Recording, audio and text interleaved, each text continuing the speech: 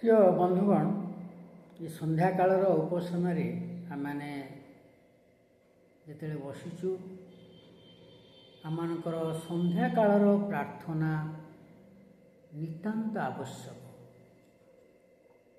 ଆମେ ପ୍ରତ୍ୟେକ ଦିନ ସନ୍ଧ୍ୟାକାଳରେ ଆମେ ଗୋଟେ ଟାଇମ୍ ନେବା, ସନ୍ଧ୍ୟା 6ଟା ହେଉ ବା ସନ୍ଧ୍ୟା 7ଟା ହେଉ ବା ସନ୍ଧ୍ୟା 7:30 ହେଉ ବା 8ଟା ହେଉ, ଆମେ ଗୋଟିଏ ଘଣ୍ଟା ପ୍ରଭୁଙ୍କର ଉପସ୍ଥିତି ମଧ୍ୟରେ ବସିବାର ଆବଶ୍ୟକତା ରହିଛି। ମୋର ପ୍ରତ୍ୟେକ ବିଶ୍ୱାସୀ ଭାଇ ଭଉଣୀମାନଙ୍କୁ ଏହି ନିର୍ଦ୍ଦେଶ, ଯାହାକି ଏହି ମିଶନ ଫର ଇଣ୍ଡିଆ ଇଣ୍ଟରନ୍ୟାସନାଲ ଆହ୍ୱାନ କରେ ଯେ ପ୍ରତ୍ୟେକ ବିଶ୍ୱାସୀ ପରିବାର ଗୁଡ଼ିକ ଆମମାନେ ଯେତେ ଜଗତରେ ଅଛୁ, ଯଦି ଆମମାନେ କୌଣସି ଉପାସନାକୁ ଯାଇନାହୁଁ, ସନ୍ଧ୍ୟା ସମୟରେ ବା ଆମମାନଙ୍କର ମଣ୍ଡଳୀରେ ସନ୍ଧ୍ୟା ପ୍ରାର୍ଥନା ପ୍ରୋଗ୍ରାମ କରାଯାଇନାହିଁ, ତାହେଲେ ଆମମାନେ ନିଜର ଘରେ ଆମେ ସମସ୍ତେ ପରିବାର ବସିବା, ପ୍ରଭୁଙ୍କର ଉପସ୍ଥିତି ମଧ୍ୟରେ ଆମମାନେ ଉପାସନା କରିବା ପ୍ରଭୁ ଯୀଶୁଙ୍କ ନାମରେ। ଯଦ୍ୱାରା ଆମେ ଯେତେବେଳେ ପ୍ରତ୍ୟେକ ସନ୍ଧ୍ୟାବେଳେ ଆମମାନେ ପ୍ରଭୁଙ୍କ ପାଦ ତଳେ ଆମେ ଆଣ୍ଠେଇକିରି ଧନ୍ୟବାଦ ଏବଂ ପ୍ରଶଂସା କରୁ ଏବଂ ଗୀତ ବୋଲି ତାଙ୍କର ପ୍ରଶଂସା କରୁ। ତାଙ୍କର ବାକ୍ୟ, କିଛି ବାକ୍ୟ ଆମମାନେ 10 ପଦ ହେଉ ବା 20 ପଦ ହେଉ ବାକ୍ୟ ଆମେ ପଢ଼ି ତାହାଙ୍କର ବାକ୍ୟ ଶୁଣିବା ଏବଂ ପାଳନ କରିବା ବା ତାଙ୍କର ବାକ୍ୟକୁ ବୁଝିବା, ପାଳନ କରି ବଞ୍ଚିବା ଆମ ପକ୍ଷରେ ଏହା ନିତାନ୍ତର ଆବଶ୍ୟକତା ରହିଛି।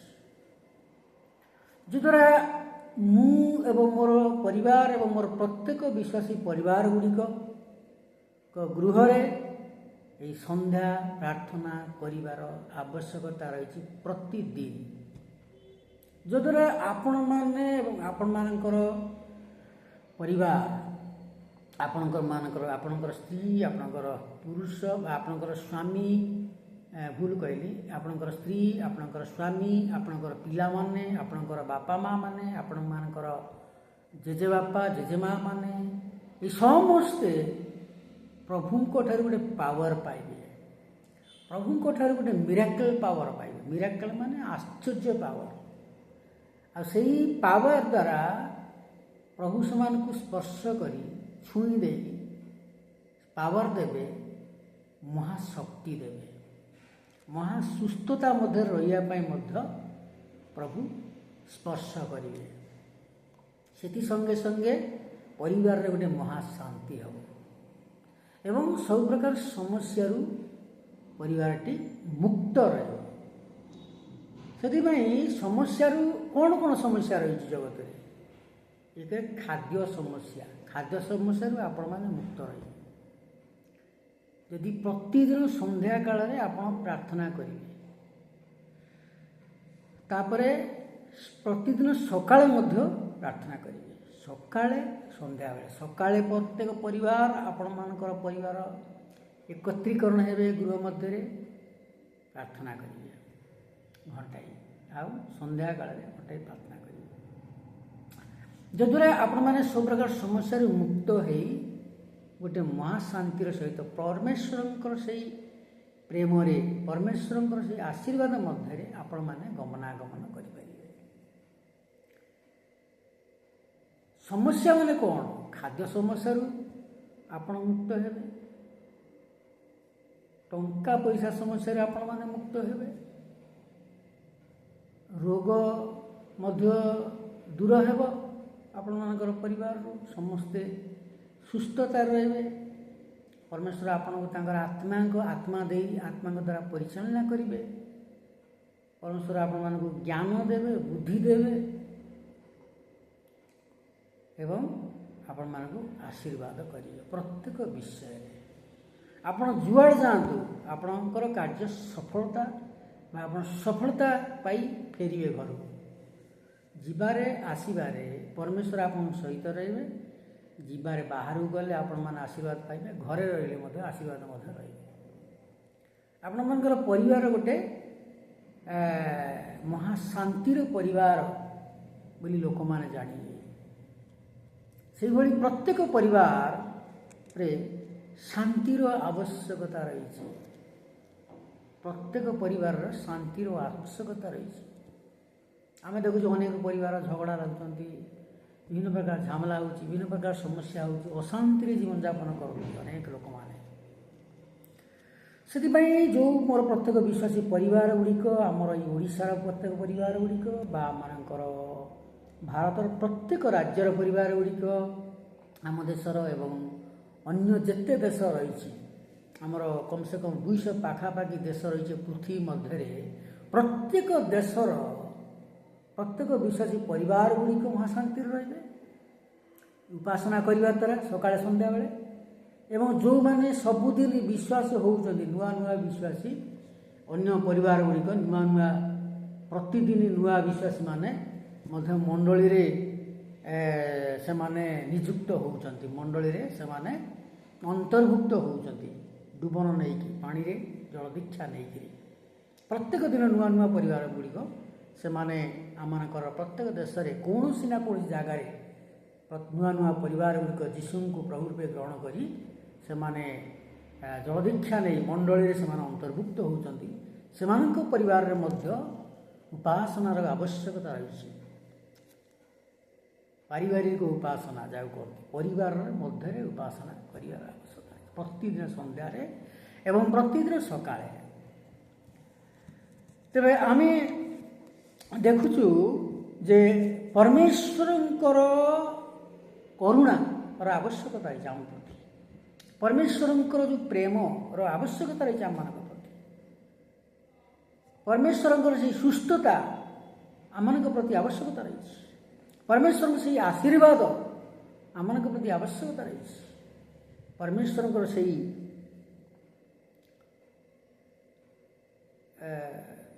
ତାଙ୍କର ସେହି ଦୟା, ତାଙ୍କର ସେହି କରୁଣା, ତାଙ୍କର ସେହି ସହାୟତାର ଆବଶ୍ୟକତା ରହିଛି।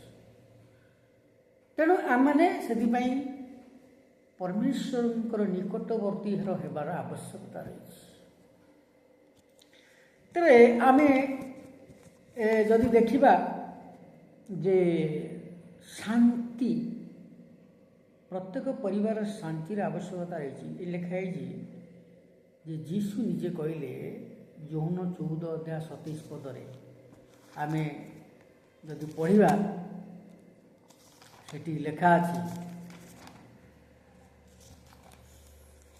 ଯୋହନ ତାର 14:27 ସେ ଲେଖା ଅଛି, ମୁଁ ତୁମ୍ଭମାନଙ୍କୁ ଶାନ୍ତି ଦାନ କରି ଯାଉଅଛି, ମୋର ନିଜର ଶାନ୍ତି ତୁମମାନଙ୍କୁ ଦାନ କରୁଅଛି। ଜଗତ ଯେପରି ଦାନ କରେ ମୁଁ ତୁମମାନଙ୍କୁ ସେପରି ଦାନ କରୁନାହିଁ। ତୁମ୍ଭମାନଙ୍କ ହୃଦୟ ଉଦ୍ବିଗ୍ନ କି ଭୟଗ୍ରସ୍ତ ନ ହେଉ। ଏଠି ପ୍ରଭୁ ଯୀଶୁ ନିଜେ ହି ହିମସେଲ୍ଫ ଟିଚିଂ, ପ୍ରଭୁ ଯୀଶୁ ନିଜେ କହୁଛନ୍ତି ଯେ ମୁଁ ତୁମ୍ଭମାନଙ୍କୁ ଶାନ୍ତି ଦାନ କରି ଯାଉଅଛି, ଆଉ ସେଇ ଶାନ୍ତି ମୋ ନିଜର ଶାନ୍ତି ତୁମକୁ ଦାନ କରୁଅଛି। ଜଗତ ଯେଉଁ ଶାନ୍ତି ଦାନ କରେ ତାହା ନୁହେଁ, ମୁଁ ଯେଉଁ ଶାନ୍ତି ଦାନ କରୁଛି ତା ସ୍ଥାୟୀ ଶାନ୍ତି, ପରମାନେଣ୍ଟ ପିସ୍, ପରମାନେଣ୍ଟ ଶାନ୍ତି। ମୁଁ ତୁମମାନଙ୍କୁ ସେପରି କରୁନାହିଁ। ଲେଖା ହେଇଛି ଯେ ଜଗତ ଯେପରି ଦାନ କରେ ମୁଁ ତୁମ୍ଭମାନଙ୍କୁ ସେପରି ଦାନ କରୁନାହିଁ। ପ୍ରଭୁ ସେଇ ଶାନ୍ତି ପ୍ରତ୍ୟେକଙ୍କୁ ଦେଉଛନ୍ତି ଆଉ ଦେବେ, ଆପଣମାନଙ୍କୁ ମଧ୍ୟ ଦେବେ। ଆପଣମାନେ ପରମେଶ୍ୱରଙ୍କର ନିକଟବର୍ତ୍ତୀ ହେବାର ଆବଶ୍ୟକତା ରହିଛି। ଏଠି ଲେଖା ଅଛି ଯେ ସେଇ 27 ଶେଷରେ ତୁମ୍ଭମାନଙ୍କ ହୃଦୟ ଉଦ୍ବିଗ୍ନ କି ଭୟଗ୍ରସ୍ତ ନ ହେଉ। Your heart should not be troubled. You should not be fear. You should not be confused. ଆପଣମାନଙ୍କର ହୃଦୟ ଉଦ୍ବିଗ୍ନ କି ଭୟଗ୍ରସ୍ତ ନ ହେଉ। କାହିଁକି ଏଠି କହିଲେ ଉଦ୍ବିଗ୍ନ ନ ହେଉ, ଭୟଗ୍ରସ୍ତ ନ ହେଉ? କାହିଁକି କହିଲେ? ନା ଆପଣମାନେ ବିଭିନ୍ନ ପ୍ରକାର ଚିନ୍ତାରେ ମାତି ଯାଇଛନ୍ତି, ଚିନ୍ତାରେ ରହିଯାଇଛନ୍ତି। ସବୁବେଳେ ପାଇଁ ଗୋଟେ ଭୟଙ୍କର ଚିନ୍ତା କରୁଛନ୍ତି। ସେଥିପାଇଁ କେଉଁ କେଉଁ ବିଷୟରେ ଚିନ୍ତା କରୁଛନ୍ତି? ବିଭିନ୍ନ ପ୍ରକାର ବିଷୟରେ, ଖାଇବା ବିଷୟରେ, ରହିବା ବିଷୟରେ, ଲୁଗାପଟା ବିଷୟରେ, ଟଙ୍କା ପଇସା ବିଷୟରେ, କେମିତି କ'ଣ ବଞ୍ଚିବା ବିଷୟରେ, ପିଲାମାନଙ୍କ ବିଷୟରେ, ଏସବୁ ବିଷୟରେ ଆପଣମାନେ କ'ଣ ମାନେ ଉଦ୍ବିଗ୍ନ ହେଉଛନ୍ତି, ଇତସ୍ତତ ହେଉଛନ୍ତି, କନଫ୍ୟୁଜ୍ ହତବୁଦ୍ଧି ହେଇଯାଉଛନ୍ତି ଚିନ୍ତା କରି ଆଉ ଭୟଗ୍ରସ୍ତ ହେଇଯାଉଛନ୍ତି। କିନ୍ତୁ ଯୀଶୁ ଆପଣମାନଙ୍କୁ କ'ଣ କହିଲେ? କହିଲେ ମୁଁ ତୁମ୍ଭମାନଙ୍କୁ ଶାନ୍ତି ଦାନ କରି ଯାଉଅଛି, ମୋର ନିଜର ଶାନ୍ତି ତୁମକୁ ଦାନ କରୁଅଛି।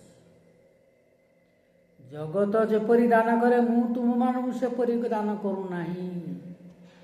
ଯେଉଁ ଶାନ୍ତି ପରମେଶ୍ୱର, ଯେ କି ଯୀଶୁ ଖ୍ରୀଷ୍ଟ ପରମେଶ୍ୱର ନିଜେ ଯୀଶୁଙ୍କ ନାମରେ ଆସିଥିଲେ, ସେଇ ଯୀଶୁ କହୁଛନ୍ତି ଯେ ତୁମମାନଙ୍କ ହୃଦୟ ଉଦ୍ବିଗ୍ନ କି ଭୟଗ୍ରସ୍ତ ନ ହେଉ। ଏଠି କାହିଁକି କହିଲେ ତୁମମାନଙ୍କ ହୃଦୟ ଉଦ୍ବିଗ୍ନ କି ଭୟଗ୍ରସ୍ତ ନ ହେଉ?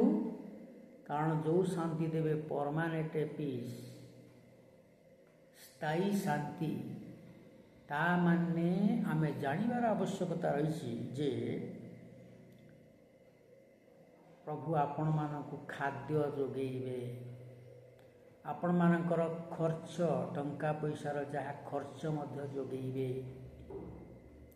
ଆପଣମାନଙ୍କୁ ଭଲ କାମ ଦେବେ ଦରମା ପାଇବା ପାଇଁ, ଆପଣମାନଙ୍କୁ ଭଲ ଜ୍ଞାନ ଦେବେ, ବୁଦ୍ଧି ଦେବେ, ଅଭାବ ଦୂର କରିବେ, ରୋଗ ଦୂର କରିବେ, ଠିକ୍ ରାସ୍ତାରେ ତାଙ୍କର ରାସ୍ତାରେ ପରିଚାଳନା କରିବେ, କେଉଁ ଶୈତାନିକ ରାସ୍ତାରେ ନୁହେଁ। ଶୈତାନିକ ରାସ୍ତାରେ ଆପଣ ଗଲେ ଆପଣଙ୍କ ଜୀବନ ବିନାଶ ହେଇଯିବ, ଅଶାନ୍ତି ଘଟିବ, ପରିବାର ଦୁଃଖ ପାଇବେ, ଦଣ୍ଡ ଘଟିବ ପରିବାର ମଧ୍ୟରେ। ପ୍ରଭୁଙ୍କ ରାସ୍ତାରେ ଚାଲନ୍ତୁ, ଆପଣ ଆଶୀର୍ବାଦ ପାଇବେ। ଶୈତାନିକ ରାସ୍ତାରେ ଗଲେ ଆଶୀର୍ବାଦ ନାହିଁ, ଅଭିଶାପ ହିଁ ଅଭିଶାପ, ଅଭିଶାପ ଉପରେ ଅଭିଶାପ। ତେବେ ଯିଏ ଯେତେବେଳେ ମରୁଛି ପରମେଶ୍ୱର ତାଙ୍କୁ ନେଇଯାଉଛନ୍ତି ତାଙ୍କ ନିକଟକୁ, ଆମେ କିଛି କହିପାରିବା ନାହିଁ, କିନ୍ତୁ ସିଏ ମୁକ୍ତି ପାଇଲା, ଅନନ୍ତ ଜୀବନର ଅଧିକାରୀ ହେଲା। କିନ୍ତୁ ବଞ୍ଚିଥିବା ଅବସ୍ଥାରେ ଆମମାନେ ପରମେଶ୍ୱରଙ୍କର ନିକଟବର୍ତ୍ତୀ ହେବାର ଆବଶ୍ୟକତା ରହିଛି। ତେବେ ଏଠି ସେଥିପାଇଁ ପରମେଶ୍ୱର ପ୍ରତ୍ୟେକ ଆବଶ୍ୟକତା ଦେଇ ତୃପ୍ତତାରେ ରଖିବେ ବୋଲି ପ୍ରତ୍ୟେକ ବିଶ୍ୱାସୀ ଭାଇ ଭଉଣୀମାନଙ୍କୁ ସେଥିପାଇଁ କହିଛନ୍ତି ଯେ ତୁମ୍ଭମାନଙ୍କ ହୃଦୟ ଉଦ୍ବିଗ୍ନ ନ ହେଉ କି ଭୟଗ୍ରସ୍ତ ନ ହେଉ।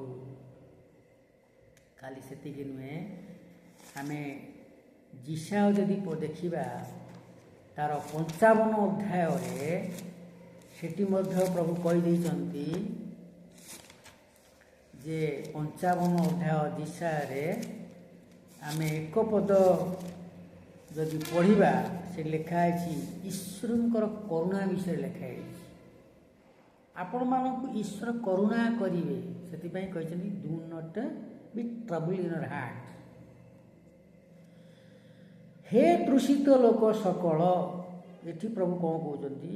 ପରମେଶ୍ୱର ତାଙ୍କର କରୁଣା ଦେବା ପାଇଁ ଆମମାନେ ଯେଉଁ ବିଭିନ୍ନ ପ୍ରକାର ଗୋଟେ ଚିନ୍ତାରେ ପଡ଼ିଯାଇଛୁ, ସମସ୍ୟାରେ ପଡ଼ିଯାଇଛୁ, ବ୍ୟସ୍ତତାରେ ପଡ଼ିଯାଇଛୁ, ସେଥିପାଇଁ ତାଙ୍କର କରୁଣା ହେଉଛି ଅନନ୍ତ କାଳ।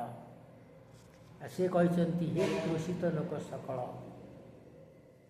ଯେଉଁମାନେ ତୃଷା ଲାଗୁଛି ପ୍ରଭୁଙ୍କ ନିକଟବର୍ତ୍ତୀ ହେବା ପାଇଁ, ହେ ତୃଷିତ ଲୋକ ସକଳ, ତୁମେମାନେ ଜଳ ନିକଟକୁ ଆସ। 55 ଅଧ୍ୟାୟ ଯିଶାୟ ତାର 55 ଅଧ୍ୟାୟ ଏକ ପଦ, ଆଇଜାୟା ଚାପ୍ଟର 55 verse 1। ହେ ତୃଷିତ ଲୋକ ସକଳ, ତୁମେମାନେ ଜଳ ନିକଟକୁ ଆସ। ସେଇ ଜଳ ହେଉଛନ୍ତି ପରମେଶ୍ୱର।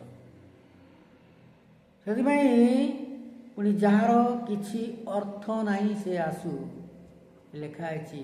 ପୁଣି ଯାହାର କିଛି ଅର୍ଥ ନାହିଁ ସେ ଆସୁ। ତା ଯାହାର ଜୀବନର ଅର୍ଥ ନାହିଁ, କିଛି ଜୀବନଟା ଅସାରରେ ଚାଲିଛି, ଜୀବନରେ ଟଙ୍କା ପଇସା ନାହିଁ, ସେ ଲୋକ ଆସୁ ବୋଲିକି ପ୍ରଭୁ ଏଠି କହୁଛନ୍ତି ମୋ ନିକଟକୁ। ଖାଲି ସେତିକି ନୁହେଁ, ତୁମାନେ ଆସ କିଣ ଭୋଜନ କର। ଆସ କିଣ ଭୋଜନ କର। ପରମେଶ୍ୱର ନିକଟକୁ ଆସିବ, କିଣିବ, ଭୋଜନ କରିବ। ତାହେଲେ ପରମେଶ୍ୱର ନିକଟରୁ କିଣିବାର ଆବଶ୍ୟକ ନାହିଁ, କିଣିବାର ଆବଶ୍ୟକ ନାହିଁ। ଆମ ଜୀବନ ଦେବାକୁ ପଡ଼ିବ। ଜୀବନ ଦେଇଦେଲେ ଆମେ କିଣୁଛୁ ପରମେଶ୍ୱରଙ୍କର ଆଶୀର୍ବାଦ। ଆମ ଜୀବନ, ଆମମାନଙ୍କର ମନ, ଆତ୍ମା, ପ୍ରାଣ, ଶରୀର ଦେଇ ଆମେ ଯେତେବେଳେ ଦେଇଦେଉଛୁ, ସେଇଟା ଆମେ ପରମେଶ୍ୱରଙ୍କ ଆଶୀର୍ବାଦରେ ଆମେ କିଣିପାରୁଛୁ। କୌଣସି ଟଙ୍କା ପଇସା ଦେଇକି ଆମେ କିଣୁନୁ। ପ୍ରଭୁ କହିଲେ ତୁମେ ଆସ କିଣ ଭୋଜନ କର। ହଁ, ଆସ ଓ ଅର୍ଥ ମୂଲ୍ୟ ବିନା ଦ୍ରାକ୍ଷାରସ ଓ ଦୁଗ୍ଧ କିଣ। ହଁ, ଆସ ଅର୍ଥ ଓ ମୂଲ୍ୟ ବିନା, ଅର୍ଥ ଓ ମୂଲ୍ୟ ବିନା ଦ୍ରାକ୍ଷାରସ କିଣ ବୋଲି କହୁଛନ୍ତି। ଟଙ୍କା ବିନା ଆମେ ପାଇପାରିବା ଆଶୀର୍ବାଦ ପରମେଶ୍ୱରଙ୍କ ଠାରୁ। ତେବେ ଏଠି ପରମେଶ୍ୱର ଯେଶାୟାଙ୍କ ଦ୍ୱାରା ପ୍ରକାଶ କରିଛନ୍ତି, ଅଖାଦ୍ୟ ଦ୍ରବ୍ୟ ନିମନ୍ତେ ତୁମ୍ଭେମାନେ କାହିଁକି ରୂପା ବ୍ୟୟ କରୁଅଛ? ଅଖାଦ୍ୟ ପାଇଁ ରୂପା କାହିଁକି ତମେ ଖର୍ଚ୍ଚ କରୁଛ, ଯାହା ତୃପ୍ତିକର ନୁହେଁ। ଯେଶାୟା ତାର 55 ଅଧ୍ୟାୟ 2 ପଦରେ ଲେଖା ହେଉଛି, ଯାହା ତୃପ୍ତିକର ନୁହେଁ ତହିଁ ପାଇଁ କାହିଁକି ତୁମେମାନେ ପରିଶ୍ରମ କରୁଅଛ। ମନୋଯୋଗ କରି ଆମର କଥା ଶୁଣ। ପ୍ରଭୁ କହୁଛନ୍ତି ଏଠି, ମୋର ପ୍ରିୟ ପ୍ରତ୍ୟେକ ବିଶ୍ୱାସୀ ଭାଇ ଭଉଣୀମାନେ ଏବଂ ପ୍ରତ୍ୟେକ ମୋର ବନ୍ଧୁମାନେ, ମୋର ସାଙ୍ଗମାନେ, ଏଠି ପ୍ରଭୁ ଆପଣମାନଙ୍କୁ କହୁଛନ୍ତି ମନୋଯୋଗ କରି ଆମର କଥା ଶୁଣ। କାହାର କଥା? ପରମେଶ୍ୱରଙ୍କ କଥା ଶୁଣ। ଆପଣମାନଙ୍କୁ ଅନେକ ଲୋକମାନେ ବିଭିନ୍ନ ପ୍ରକାର ଥଟ୍ଟା ପରିହାସ ତାମସା କରୁଥିବେ, ତାପରେ ବି ମଧ୍ୟ ବିଭିନ୍ନ ପ୍ରକାର ଖରାପ ରାସ୍ତାରେ ନେଉଥିବେ। ଅନେକ ଲୋକ ଅଛନ୍ତି, ଆସ ଟିକେ ଗଞ୍ଜେଇ ପିଇବା, ଆସ ଟିକେ ସିଗାରେଟ ଖାଇବା, ଆସ ଆମେ ଟିକେ ମଦ ପିଇବା ପାଇଁ ଯିବା। ତେବେ କିନ୍ତୁ ସେମାନଙ୍କର କଥା ନ ଶୁଣି ଏଠି ପରମେଶ୍ୱରଙ୍କୁ କହୁଛନ୍ତି, ମୋ ମନୋଯୋଗ କରି ଆମର କଥା ଶୁଣ। କେଉଁ ଲୋକ, ଅନେକ ଲୋକ ଅଛନ୍ତି, ସବୁ ଲୋକଙ୍କ କଥା ମୁଁ କହୁନି, ଅନେକ ଲୋକ ଜଗତରେ ଅଛନ୍ତି, ସେମାନେ ଆପଣମାନଙ୍କୁ ମଦ ପିଇବା ପାଇଁ ଡାକି ନେଇଯିବେ। ସେମାନେ ଟଙ୍କା ଦେବେ, ମଦ ପିଇବା ପାଇଁ ଡାକି ନେଇଯିବେ।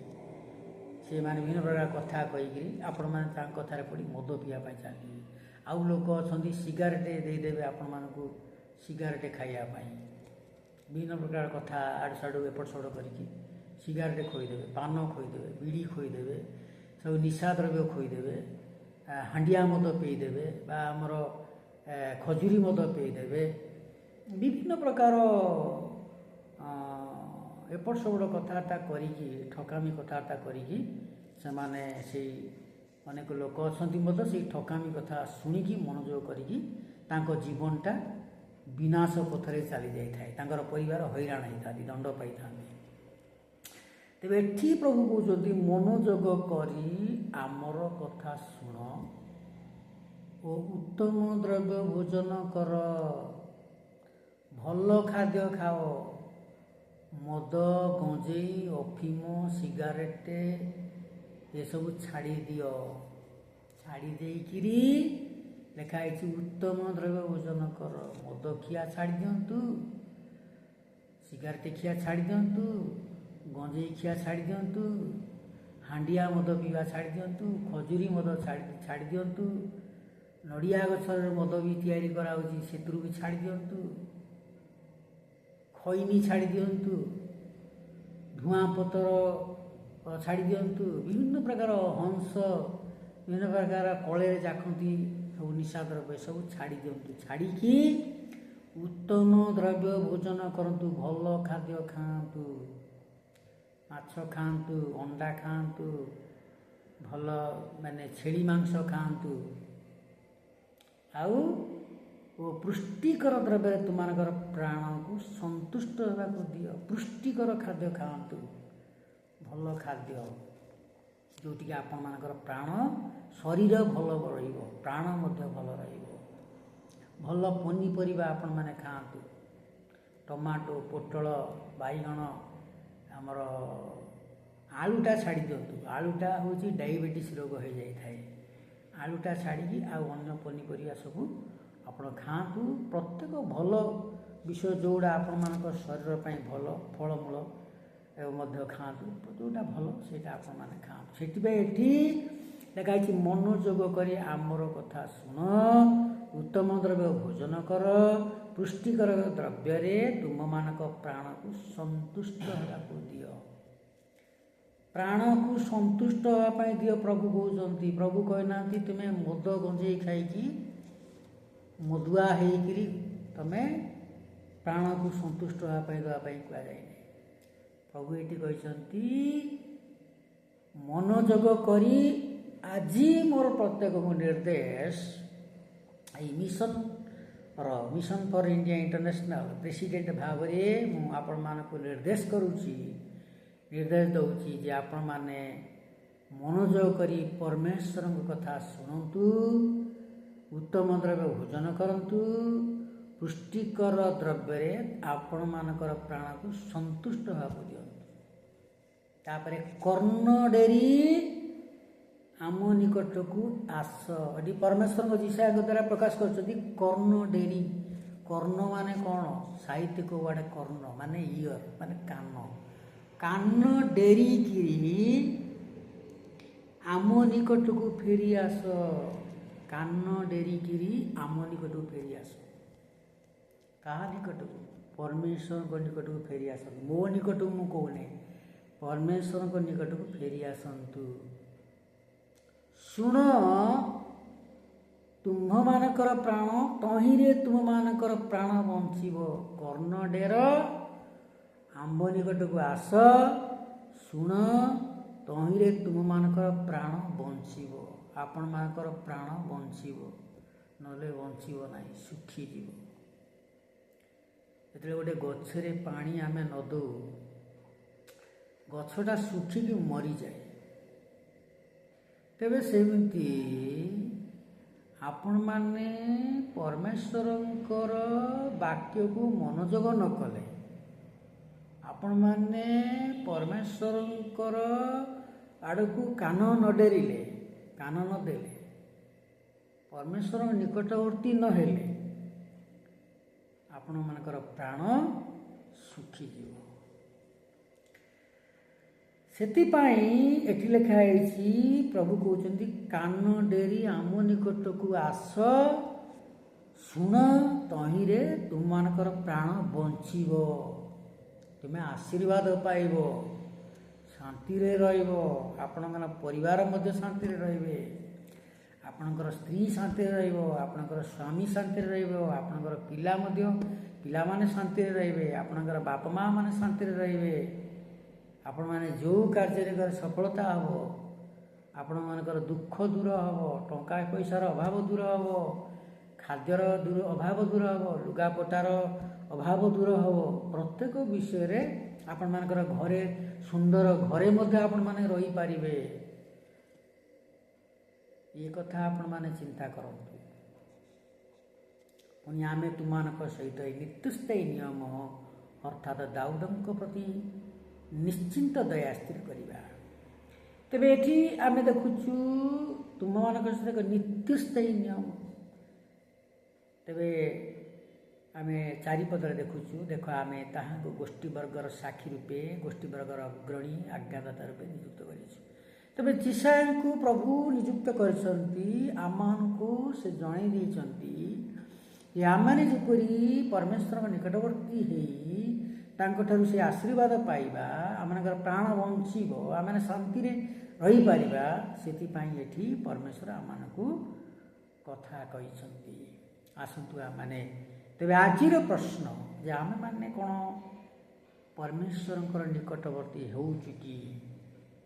ଆମମାନେ କ'ଣ ପରମେଶ୍ୱରଙ୍କର କଥାକୁ ଆମେ ମନୋଯୋଗ କରୁଛୁ କି?